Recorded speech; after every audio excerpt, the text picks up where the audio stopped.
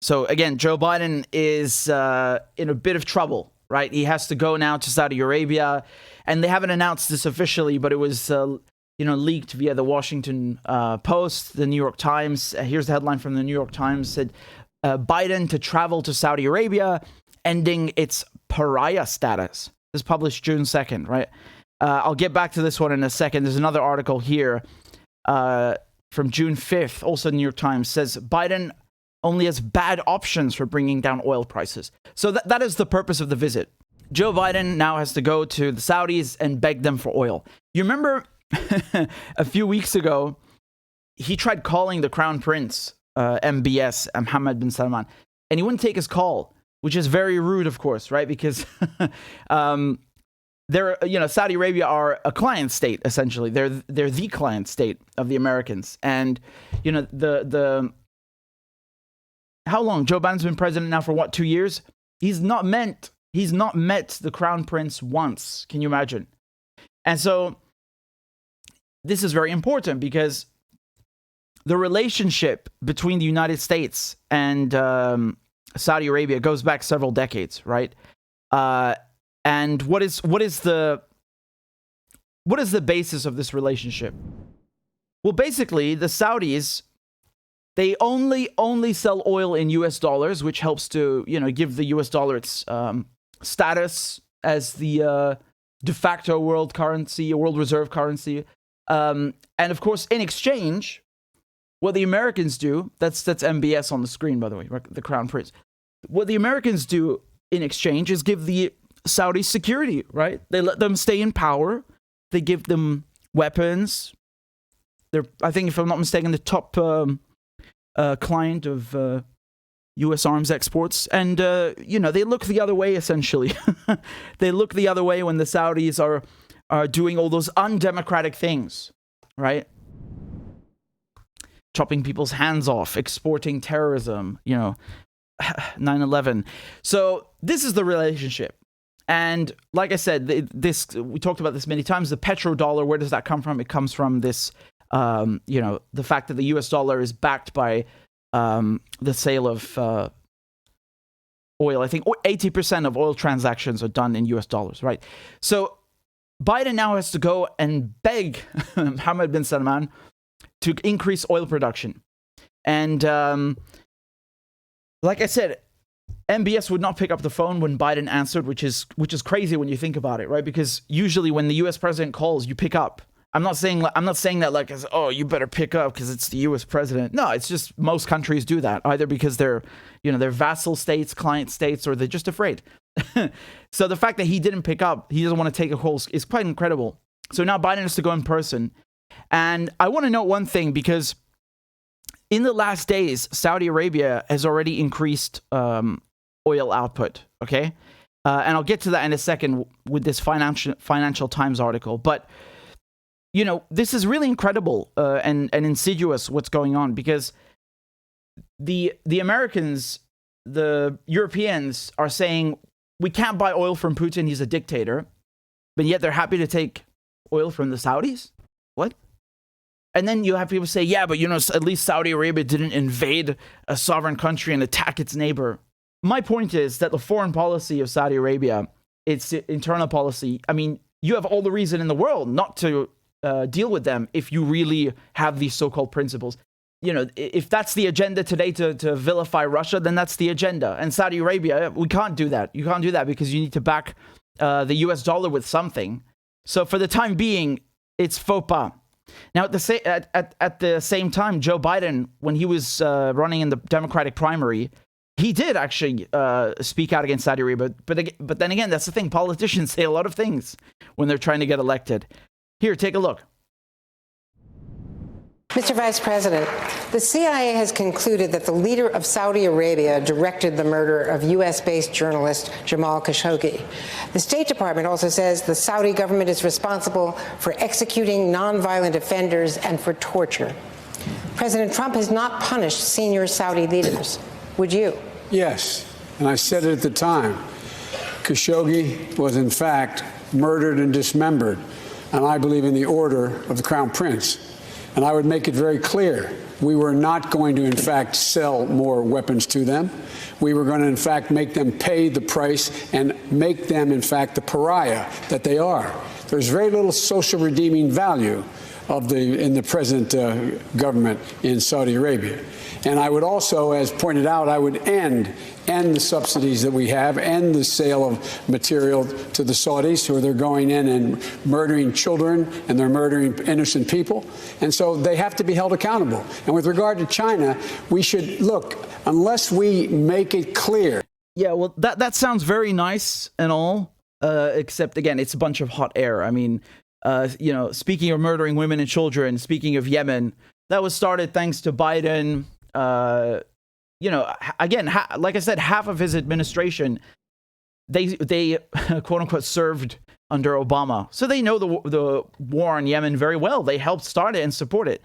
Now, obviously, once Biden got elected, what happens? Oh, we're not going to do anything.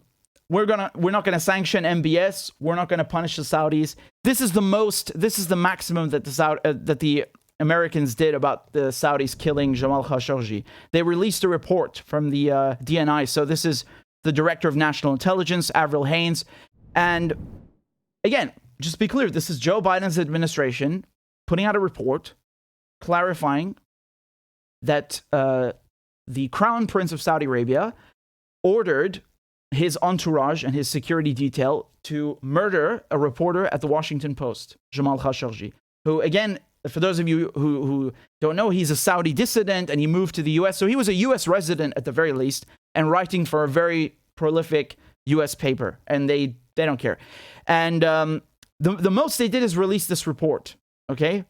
But there are no prosecutions, nothing like that. And of course, you know, in terms of Yemen, I mean, man, don't even get me started. I will talk about Yemen in a second and how they butchered it. But you know, the U.S. papers right now, the New York Times, the CNN, they're all very good at pointing these things out. So they will write articles like this, okay, and they'll tell you, yeah, you know, MBS over here, the Crown Prince, he murdered a Washington Post reporter, Jamal Khashoggi. And Saudi Arabia has been butchering Yemen with U.S. support.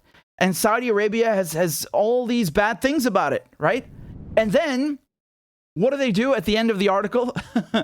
They say, but it's still okay, right? So they wouldn't do that with Putin. Do you think they would make an article about how Putin did this and that, but then, you know, it's still okay to deal with him? No. So here's another article from the New York Times, okay? This was published on June 5th. And you can see here, it's very interesting. Honestly, it's very interesting what they say about Iran. So they say that, of course, you know, Biden could have deals with Venezuela and Iran to fix the oil prices, right? Of course, any deals with either Venezuela or Iran could, quote, themselves become political liabilities for Biden, because most Republicans, and even some Democrats, oppose compromises with the leaders of those countries. But they don't oppose compromises with the Saudis, right? Butchering a Washington Post journalist, you know, chopping him up, that's okay. 9/11, that's okay. You know, exporting Wahhabism, that's okay. Destroying Syria, that's okay. You know, no women's rights, no freedom of the press, no democracy, that's okay. But where do they draw the line? At Iran and Venezuela. Like, what kind of a standard is that? Do you even have one? Do you even have one? And the fact that they admit in the paper that actually it's most Republicans and Democrats who would be opposed to it. So they're basically telling you in other terms that the politicians in Washington, D.C., in both parties, are fine with Saudi Arabia. But Iran and Venezuela, that's where we draw the line. Can't do that. Sorry. Best I can do is chopping up journalists. I mean, that tells you a lot about their moral standard and how they're just simply hypocrites, right? I mean, to be fair, I shouldn't really be giving him credit for anything. But the phrase in English is to his credit. The Biden administration has gone to Venezuela. They sent a delegation, right, to try and ease sanctions a bit, which basically means doing nothing. And then when it comes to Iran, they've tried to revive the nuclear deal. Now, does Biden get any credit for that? I don't think so, man. You know, stalling for over a year with negotiations, you try going without food and medicine for a week, a month, and see how you feel. You try going without fuel for a week and see how you feel, never mind a year. And so far, there are no results, man. There are no results. It's only now that the Biden administration is showing more will to get back in the Iran deal, which means lifting sanctions, and therefore you would have Iranian oil on the market. And with Venezuela, they haven't lifted sanctions. They haven't done anything. They're only allowing Venezuela to have talks with Chevron and send some boats to Europe. That's not lifting. You have to look at it this way, man. For us, the bar should not be, can Venezuela sell oil in the United States? No. The bar should be, are people in Venezuela not being starved by U.S. sanctions? That's the bar, okay? I mean, I can't believe I have to, like, spell this out, like, the bare minimum. Can people live? Like, what kind of a bar is that? Like, this is where we're at. This is the discussion that we're in. And so my point is that Joe Biden is going to Saudi Arabia to get oil prices down because they are so bad. Again, in the US, they say gas prices because they're so bad. And they are. Look, some of you sent me a bunch of pictures in.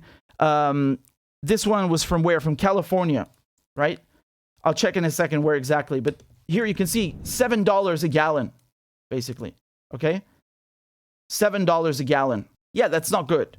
And then, of course, other things get expensive by extension. But I want to add something. I want us to add something to that. Like, you know, we recognize people are not doing well. The prices are too high. $6 a gallon, $7 a gallon. And so Biden is going all the way to Saudi Arabia. Well, I mean, he has to. They wouldn't pick up his call. He has to go all the way to Saudi Arabia to get them to help bring oil prices down. But next door, right next door in Yemen is not just being bombed and starved. There's a fuel blockade. You understand? There's a siege on Yemen, on fuel specifically. So if you try to bring a fuel ship into Hodeidah port, which is the biggest port in Yemen, the Saudi coalition is going to come and seize your ship.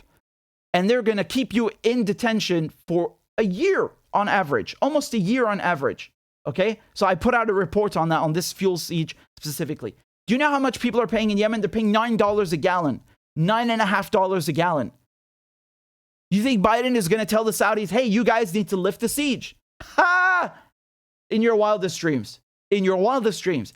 And I think this shows again how sick this whole thing is, because those ships, man, I don't care what the Saudis say, security, no.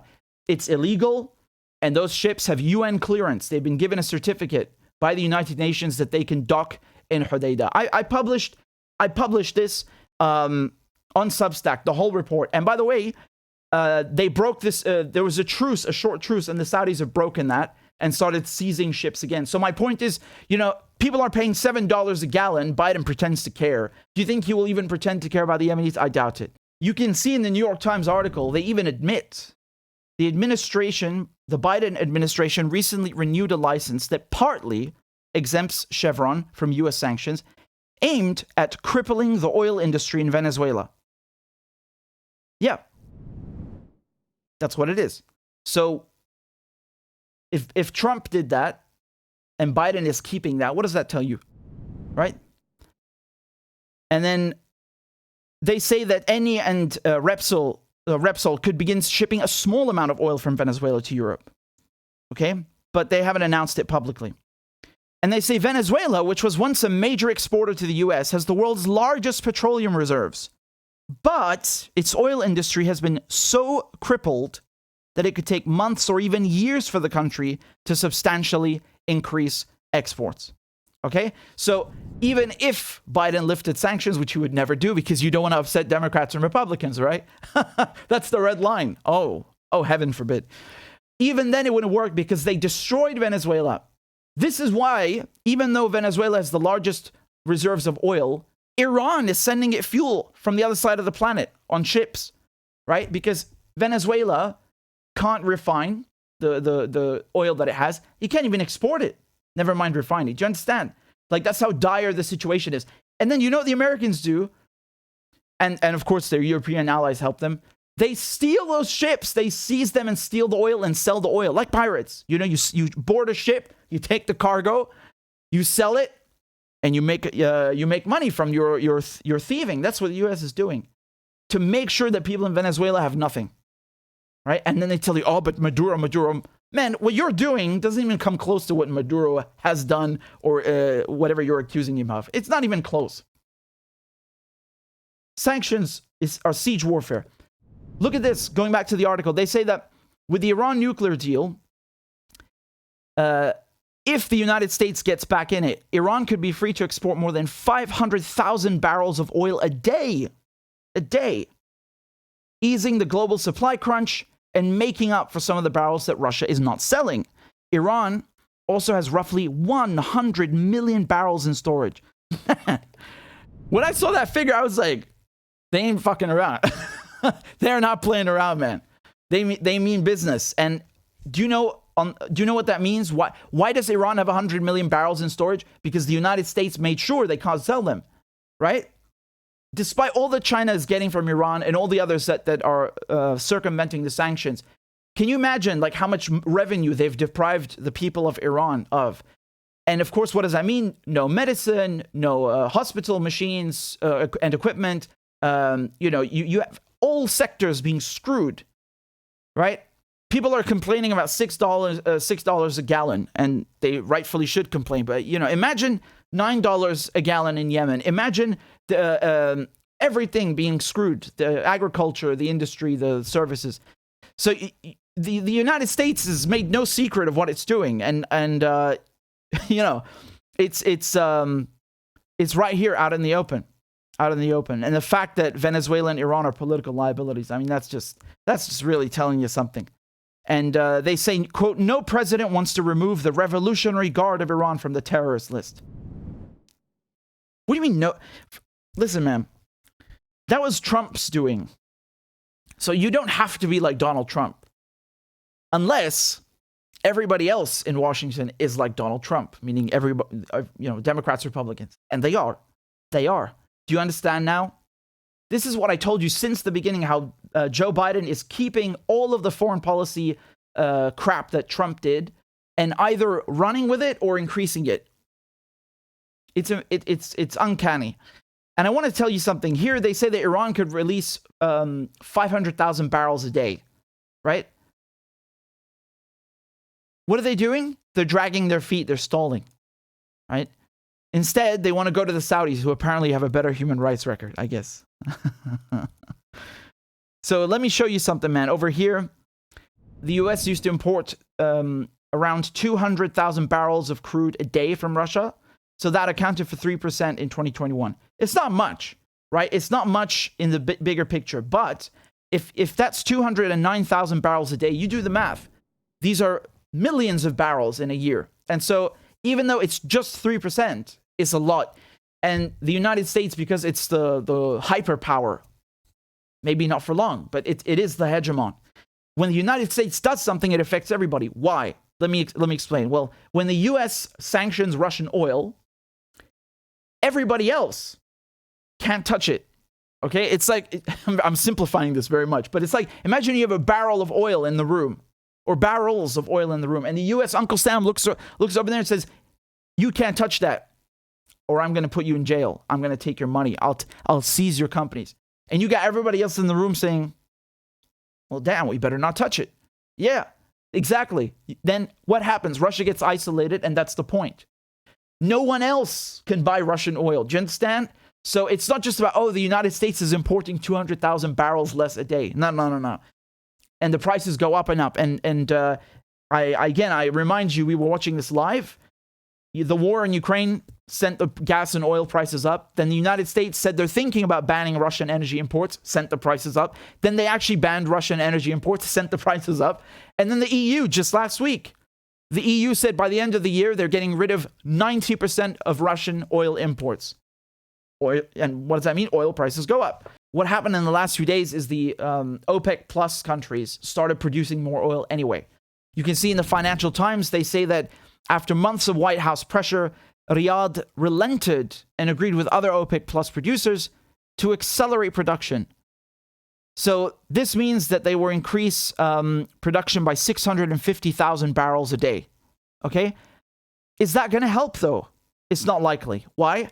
Because of the total of this increase, 432,000 barrels a day of extra oil were already planned for each month. Okay? So that's the bulk of it. It's 2/3. The OPEC plus countries, they wanted to start producing more oil anyway in September. So, all they did is basically they moved the plan up to July and August. The price has already been calculated and, with this in mind. So it's not going to help that much. And it really makes you wonder if they're going to increase by 650,000 barrels a day.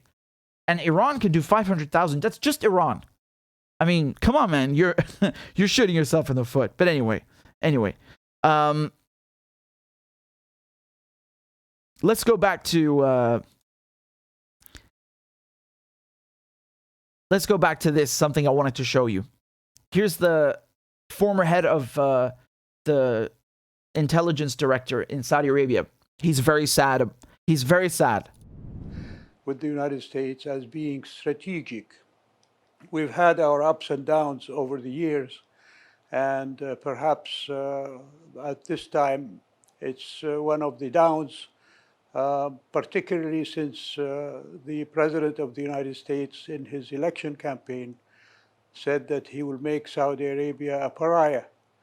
And of course, he went on to practice what he preached. Poor you. By first of all, stopping the joint operations that America had with the kingdom in meeting the challenge of the Houthi-led rebellion in Yemen against the Yemeni people.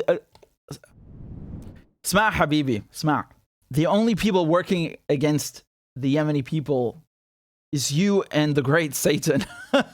Seriously, though, I really think it's astonishing. 80% of Yemenis live in Houthi-controlled areas.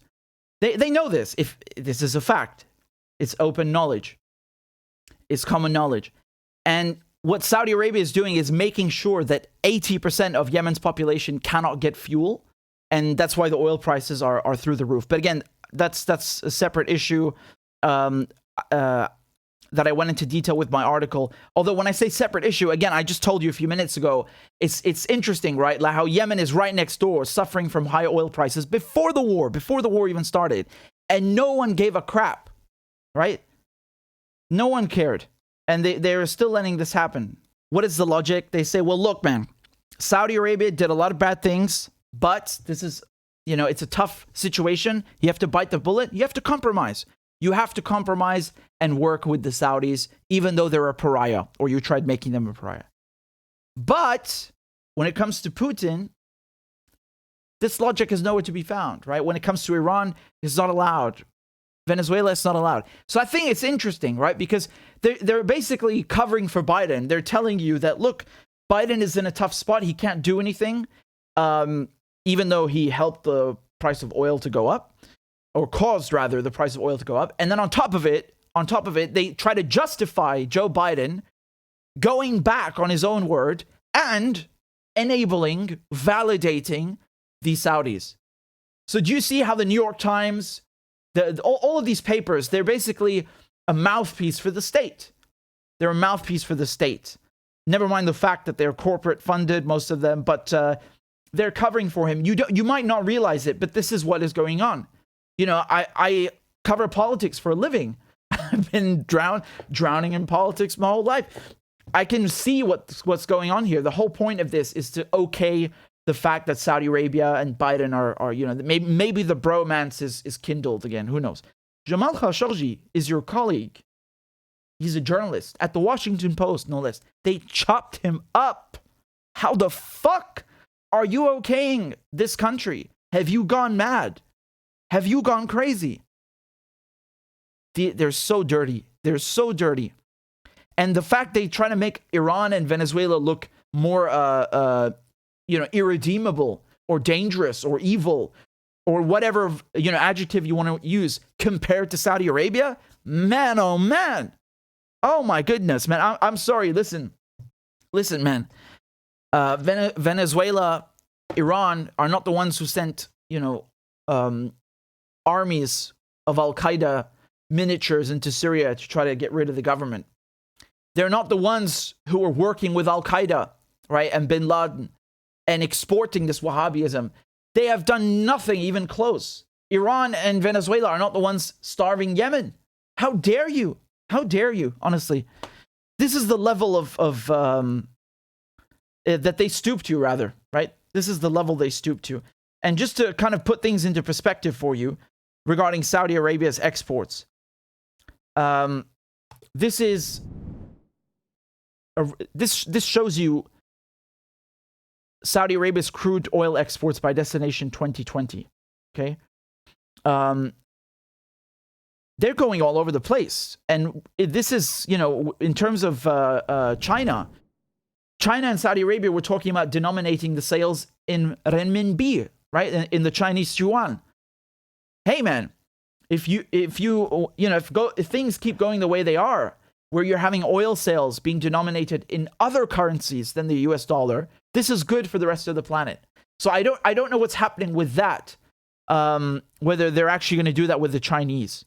And it doesn't mean that overnight, the petrodollar disappears and, the US empire of evil has collapsed. No, but it is significant. And I think that they haven't calculated that by cutting Russian sales to Europe and Russian sales to the US, where do you think these sales are going to go? India and China. So they pushed Russia again eastwards. It's so stupid. They're so dumb.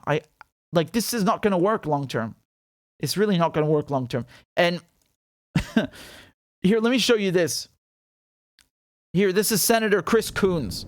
Here's what he thinks about Biden visiting Saudi Arabia. It is going to fade and wane if we can't deliver North American oil and gas, and if we can't get more resources into Europe soon. The Saudis are the sole country that has a significant amount of quickly, readily deliverable oil and gas that can help address this. This is the sort of compromise that makes politics painful, John. I don't think President Biden, I'm not speaking for him, this is just an observation, I don't think he's stepping back from criticizing Saudi Arabia's human rights record or criticizing MBS. It is going... Shut the fuck up, man. What a cop-out. You people are so easy to read. You're so thinly veiled. This is rubbish. You have no principles, nothing. That was so pathetic. This is what makes politics painful. Really? Why don't you just buy Russian oil then, asshole? Huh? They didn't say no to you. You could keep buying that. It's part of the process, that makes politics painful. Get out of here. They're such hypocrites. And by the way, when they say Saudi Arabia is they're the only ones that have quantities of oil that are readily available. Yeah, you know why Venezuela doesn't? Because you destroyed Venezuela. You made sure they don't have an infrastructure. You made sure they're hit with sanctions. You ground that country into dust in terms of its economy. You bastards. Iran, man, look at the Iran oil exports after Trump leaves the nuclear deal. Here, 2015, 2016, they make the nuclear deal. Boom, it doubles, shoots up. They're doing 4 million, almost 4 million barrels a day. And then Trump leaves the deal and reimposes sanctions. Whew. Cut in half. That's money and revenue and wealth that they stole from Iran. And remember, there's a history of them doing this. The UK and the CIA, right? The MI6 and the CIA. They cooed Mossadegh in Iran to get that oil. So they're not messing around. They're very, very, very dirty in how they play politics. Very, very dirty. I just wanted to be clear again. Let's look at this chart. This shows you the different kinds of crude. Okay. So again, when you're talking about oil, which we are, they're different kinds. And the way you differentiate them is by two things. It's the density, the gravity rather, so light or heavy. And then the sulfur content. So when you're talking about sour, that means there's a high sulfur content. And then when you're talking about sweet, that means a low sulfur content. Okay. And refineries are built to accommodate a certain kind of crude. And we were mentioning this the other day, me and Scott Ritter, that the refineries that the U.S. has built and the refineries in the vicinity, they're constructed to accommodate Venezuelan oil, right? Because Venezuela, the United States was their top destination of oil exports, okay? So it's nothing insignificant. And then what happened after they started sanctioning Maduro, right? I mean, let me be clear. The U.S. has been sanctioning Venezuela since Bush, and every president that comes in, it just gets, worse and worse. But when they hit Venezuela with sanctions in 2018 with the maximum pressure campaign, then they had to substitute that oil, right? So where do you think they went? Look at the chart. You can see here the Venezuelan is down here. So it's heavy and it's sweet, right? Sorry, excuse me. It's up here in Mere. I was wondering for a second, like that's not right. So it's heavy, and the sulfur content is right there at 2.5. Directed the murder of U.S.-based journalist Jamal Khashoggi. The State Department also says the Saudi government is responsible. Yes, and I said it at the time. Khashoggi was, in fact, murdered and dismembered. Yep, and you done nothing about it. Treasury Secretary Janet Yellen said last month, and I quote, "Those involved in the abhorrent killing of Jamal Khashoggi must be held accountable. We know, thanks to the Biden administration, thanks to you, declassifying the CIA's intelligence, that MBS, the Crown Prince of Saudi Arabia, was behind that killing. And yet you haven't held him accountable. Why?" Well, so let's be clear. As you said, we finally, long overdue, released the report that pointed the finger clearly at MBS as being responsible for that. And we have reset our relationship with Saudi Arabia. We've recalibrated that relationship very much. We've imposed sanctions on his elite force that conducted this event. We imposed sanctions on high-level officials in Saudi intelligence. All right. Yeah, the thing that they didn't do is actually sanction him. So they're saying this guy ordered the killing, but we're not going to sanction him, just the guys around him. This is what they do, man. This is how they protect the interests, the U.S. interests and Saudi interests. It's been our government's longstanding policy not to personally sanction heads of state, leaders of government in countries where we have diplomatic relations. He's not. Why? Yeah, because he got you by the balls, man. Head of state, because though. we need to also, Ron, he's not the head of state.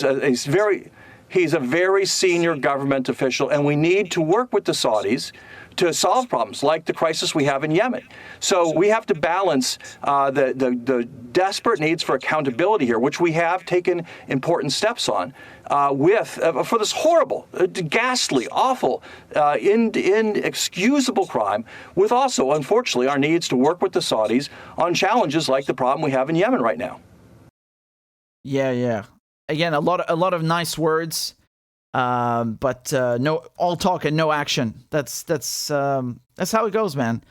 They are all talk and no action, and I think it just retain the excuses that they came up with to cover Biden going to Saudi Arabia and kissing their butt for increased oil production when they could just jump right back in to the nuclear deal today. Iran would be ready to sign. If the United States actually gives them real assurances they won't do the same thing again. They won't screw Iran again, right? Today, and you saw Iran has 100 million barrels in storage. Unbelievable.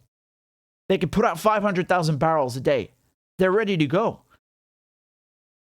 And they say, well, you have to make concessions. It's politics, we need to do what's necessary. Except you won't, actually. You won't. You sanction everybody, and even those who you sanction who can alleviate the situation don't want to. What does that show you? It shows you they're not interested actually in resolving the crisis. They're just more interested in looking good before the midterms, which are coming up. The midterm elections in autumn and fall. So that Biden wants to look good and look like he's actually doing something to fix these, ridiculous gas prices. And of course, the double standard. Remember this, Saudi Arabia, this petrodollar agreement that they had, basically you guys sell oil denominated in dollars and we'll give you security, and we'll make sure you stay in power. That is what is driving this, and that's what's been driving it for the last decades. So I'm curious to see what the Saudis do with China, because, you know, this doesn't mean that Biden is going to go there and they're going to have a little, you know, chat with MBS and everything is solved. I don't know. Honestly, you could end up taking a turn for the worse. Who knows what the Saudis will do? But to come here and say that, you know, there's something redeemable about them and we have to buy their oil instead of Putin's. I'm sorry, man. MBS does not have less blood on his hands. If anything, he has more blood on his hands. And they know this. They just don't care. That's the reality.